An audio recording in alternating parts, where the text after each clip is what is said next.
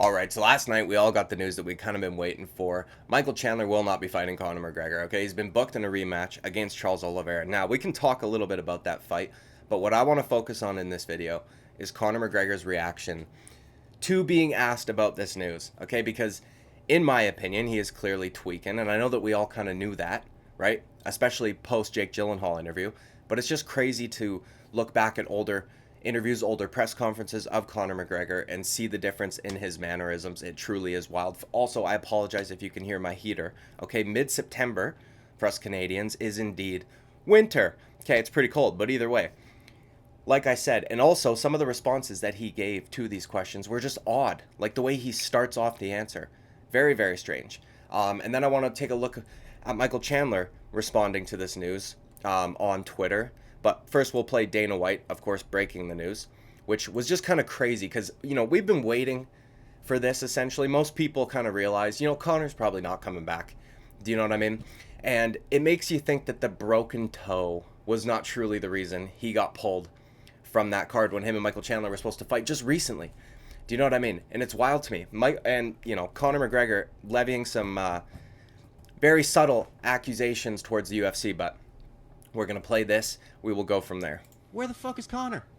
Well, Conor's been out too long. So once you're out too long, Chandler's been out as long as him almost. True, by the way, but he still holds a number 6 spot. All right. I've been saying this for a long time. Michael Chandler is indeed a ranked squatter.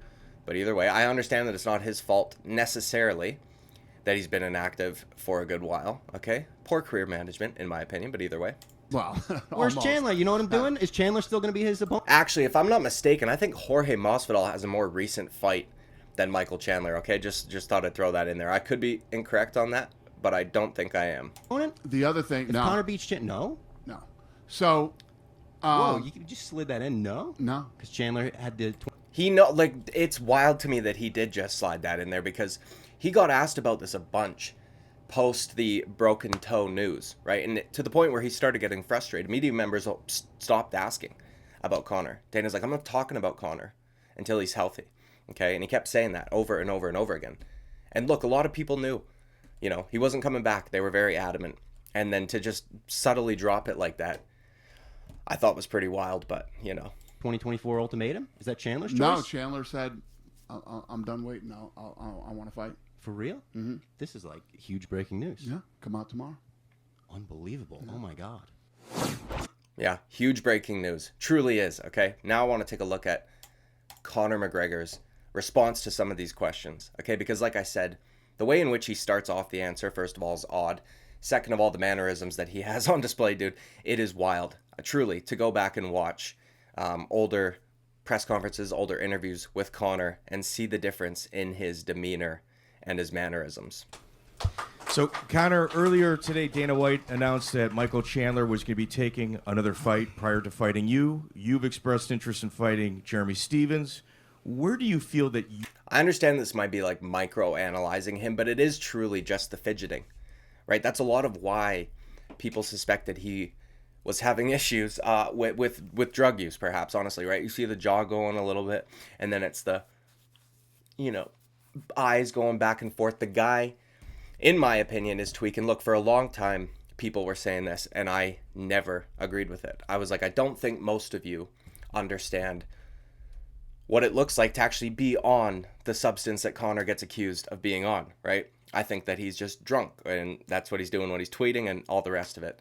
But there was a very distinct moment in time where it became something else. Now, maybe he just had it under control for a longer period of time and then eventually went downhill to the point where he could not hide it. Do you know what I mean? But all these mannerisms, like I said, if you go back and watch the, you know, leading up to the Dustin Poirier rematch, he's not like this at all. He's, you know, when you think of Conor, old Conor press conferences, he would kind of sit there almost stoically. My bad, bro. I was trying not to hit my mic, but I did it anyways. Hands crossed, right, waiting. He would pick up the mic, and then he would do it. Now, not to say that he wasn't high energy, but he sure as shit wasn't like, you know, fucking constantly just fidgeting. Constantly. You bro, stim maxing, if you will, okay? are at in your career right now? You know, I got tested this evening. I got tested today, but So you get asked This is what I understand. I just paused it like right now, and I apologize for people who get irritated by that. But why was that your response? Do you know what I mean?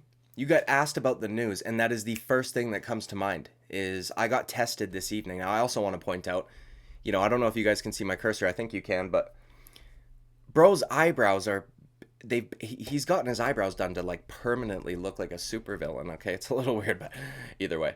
Right now. I got tested this evening. I got tested today by the Drug-Free Sport Agency. I'm the most tested athlete on the roster by more than twice the amount. I believe I'm tested maybe 13 times the amount of seconds it took me to finish Jose Aldo. 13 times, the second 13. And then he's living in the past a little bit, right? Has to come up with Jose Aldo, the amount of time it took me to finish him. I just love the way he says 13, but either way, dude. 13 times. And, actually, funny enough, Jose Aldo was number 2 in the testing. I think he's been tested 6 times. So I've been tested more than twice all these other athletes, yet I struggle to get a date. So, I've talked to Sheikh Turkey. So to me, it was odd that this even got brought up, right? This is odd. What a weird answer. Because, Connor, I don't know if you've got unbelievable short-term memory loss or like what's happening, but the reason you didn't fight when you were supposed to fight Michael Chandler, and last minute they had to go and finagle and put together somewhat of a decent card, thank God, to Alex Pereira, right? It was over a broken toe. It wasn't an issue due to testing. But now all of a sudden, I don't know if he didn't mean to say this or if he didn't realize he was even saying this, maybe because when you do the stuff that Conor McGregor appears to be on, you kind of just yap. Do you know what I mean? But what an odd answer to being asked about the news that Michael Chandler and Charles Oliveira are going to be fighting, and where are you at in your career? You've said you wanted to fight Jeremy Stephens and all the rest of it. Okay, it's very odd. And now he's trying to like go behind Dana's back almost in a way and go talk to the excellent Turkey, whatever, right? And get a fight. Like he seems to be, or at the very least in the public, also very beady-eyed. In the public, he appears to be very adamant, like he wants to fight. And he wants a date. And he's sick of waiting.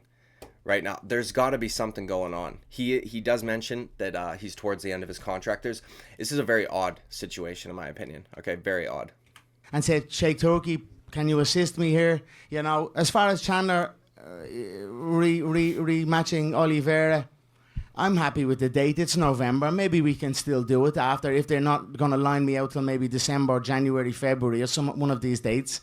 Maybe we can still do it. I'm just a bit, out of the loop with it, So all I can do is carry on doing what I'm doing. I test under the testing administration. I train daily, and that's it. Let's see what happens. Hopefully. So yeah, again, it's just odd that he keeps bringing up the testing. There was something else he said there. I want to go back a few seconds. I apologize. Rematching Oliveira. I'm happy with the date. It's November. Maybe we can still do it after, if they're not going to line me out till maybe December, January, February, or some. If they're not going to line me out, right? And then he goes on to say he's out of the loop. That was what it was I wanted to hear. Apparently, I'm suffering from short-term memory loss, although it is 6 o'clock in the morning, so I have a bit more of an excuse. Either way, that's also telling, right? He is making it appear as though Dana White and the UFC are not letting him fight, right? That's what he's making it seem like. And now I don't know if this is to do with, the UFC's contract with ESPN is on its way to being expired, and they're in renegotiation with stuff. So I don't know what they're waiting for, if that is the case. But again, it's odd that he goes on about testing. He starts rambling about, I've been tested more times than anyone, boy, times 2 at least. And do you know what I mean? You pulled out because of a broken toe. The testing shouldn't be an issue here, Connor, right? But either way, I want to jump ahead a couple minutes. If we hit an ad, I do apologize. Okay, I do not have YouTube Premium. Please don't make fun of me. One for Conor McGregor. Hey guys, this is Brian from FightingYo.com. Connor, I see you fueled up. I know you love this bare knuckle stuff. You said you were trying to be player manager. When's a realistic timeline for you? Like I said, I have 2 fights left on my UFC contract. My opponent that I was scheduled to fight has rescheduled another bout. I would love maybe an exemption or maybe a joint partnership, bare knuckle UFC, similar to McGregor Sports and Entertainment and Mayweather Promotions. Some sort of agreement where we can get busy. I need to be busy, and right now I'm working to get there. So let's see what happens. Like I said, I have 2 fights left on the contract, and it's taken a minute, but patience is one of the most important skills a human being can possess, study, learn, and implement, and that's where I'm at right now. So it's crazy that even with all the, constant fidgeting and mannerisms, he is extremely articulate when he needs to be, right?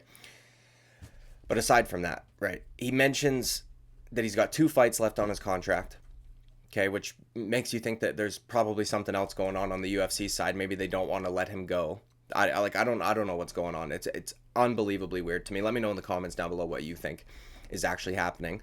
Like to hear from you guys. But he was looking for an exemption so he can do other things. Now this is not unheard of, right? Jorge Masvidal got an exemption to box Nate Diaz. He is still under UFC contract. They just gave him a list of names of the opponents that he could choose from in his exemption.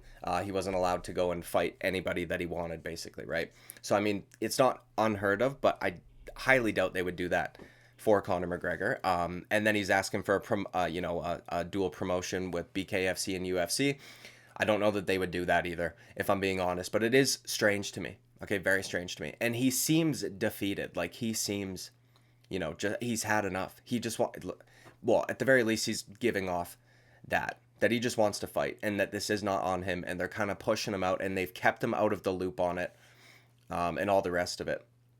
It's insane to me. But now I want to take a look at Michael Chandler's reaction to this tweet. Okay, so I'll just read this tweet out for you quickly here from Conor. All right, Chandler saw that takedown getting stuffed and mauled and officially dipped. Little fat pussy. I'm at the Hard Rock Hotel, Florida, for the bare knuckle tonight. Got tested earlier today by the DFSI. Give me my fucking date. Do you know what I mean? He's upset. He wants to fight, but Conor, there's no room for you to be speaking here, right? You've been out for a good long time. You pulled out because of a quote unquote broken toe.